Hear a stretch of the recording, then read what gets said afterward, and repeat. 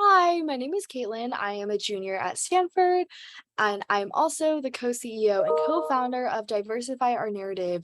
And we will be applying as an organization for the Wesley Prize. So first of all, just wanted to say thank you all so much for the consideration and for considering our project. And just thought I'd take the rest of this time to really introduce what Dawn is and what we do and what the implementation of our innovation looks like. So to jump right into it, so at a very high level, Diversify Our Narrative, or like I mentioned, DAWN for short, is an international 501c3 nonprofit that is dedicated to fighting for anti-racism and education equity in classrooms throughout the world. We are very focused on policy change. We are also focused on increasing access to education of BIPOC narratives in the classroom. So we do a lot of very expansive work in this area on the local community level, and we do consider ourselves a largely grassroots organization. And so to give a little bit of background on what Dawn is and how it started. We were founded back in June 2020, largely out of inspiration for the Black Lives Matter movement and also all of the historic grassroots activists that came before us that were doing organizing in this whole complex space of fighting for racial justice. That is always something that has been really important to me and also to Jasmine, my co-founder. And both of us are really passionate about learning about our own ethnic identities as people of color in this country, and also learning about the narratives of other people of color um, in the United States as well.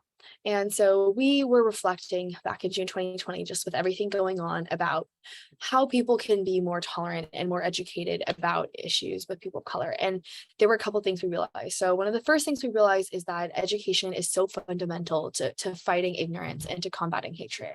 And the second thing we realized is that despite how important education is in making sure everyone is empathetic and understanding the narratives of people from different backgrounds, from diverse cultures, there is very little actual structured education about race, identity, and cultural sensitivity anywhere in the public school system, which is both where Jasmine and I grew up, in the public school system. And because of this, we thought, wow, what a large, expansive network that all students have to essentially go through and graduate and learn from. But it's so underutilized in using that education system as a tool to build more awareness on the narratives of people of color. We realized that none of the books that we read or were assigned in high school reflected ourselves in the classroom, and very few of them represented any other students of color in the classroom as well. And if they did, they were frequently damage-centered or whitewashed and not historically accurate. So as a result, we decided to put together a list of resources to help people mobilize to their specific school boards and to take a petition to their local school boards and to advocate for themselves as students, taking ownership of their own education and their own school district, and ask those school boards specifically to teach them about themselves in the classroom, to see themselves represented for everyone. And so that's kind of how this whole thing started. And so it started with one very specific thing called a book mandate. And so we wanted everyone in the US to have at least one book by and about an author of color in the classroom per grade level, to ensure that there was more diversity in the narratives being read in English classrooms. Um, we made a petition. We also made some social media posts, and everything really blew up. Our post went viral on Instagram, which really started a snowball effect of eventually turning Diversify Our Narrative into a nonprofit, and also not only a coalition of local community activists and students coming together to advocate for themselves, but also like a structured organization that does more than just one book mandate, because there's so much more to be done when it comes to racial justice and education besides just reading more books. And so flash forward, in terms of implementation of what Diversify Our Narrative looks like now, we no longer only focus on the book mandate, but as I mentioned earlier, we are focused on the general tenets of education equity and also anti-racism. And so those are the two main streams we do this. In terms of our implementation, we have a large, expansive network of student organizers throughout the country, and also some international chapters. And so we have around 20 international chapters, and we also have around 6,000 student organizers just in the United States alone.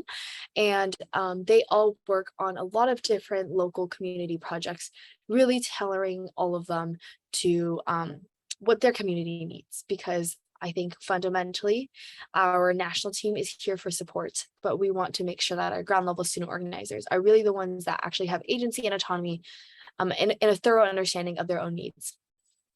So, for example, we have some chapters that are still fighting for that book mandate. We have some chapters that are fighting for a policy mandate that focuses on making sure that teachers are trained properly to deal with sensitive topics on race and identity in the classroom.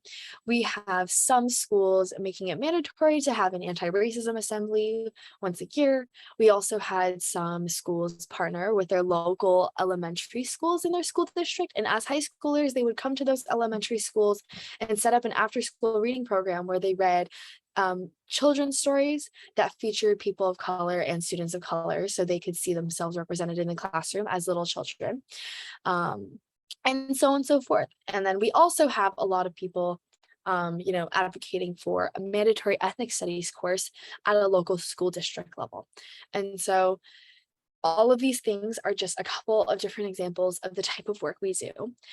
And again, a lot of it is up to our student organizers, but our job as a national team is to make sure that they have the infrastructure, the support, the advice, the resources, and everything they need in order to be successful. And so we really focus on empowering them.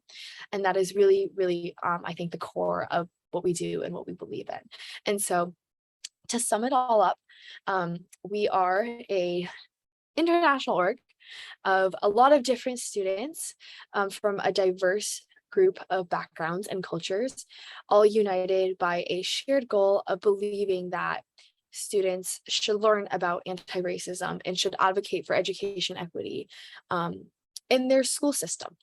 And as a result, we really believe in long-lasting change through this type of education, through the events hosted by our chapters, and also through the policy changes that we've been able to see and enact.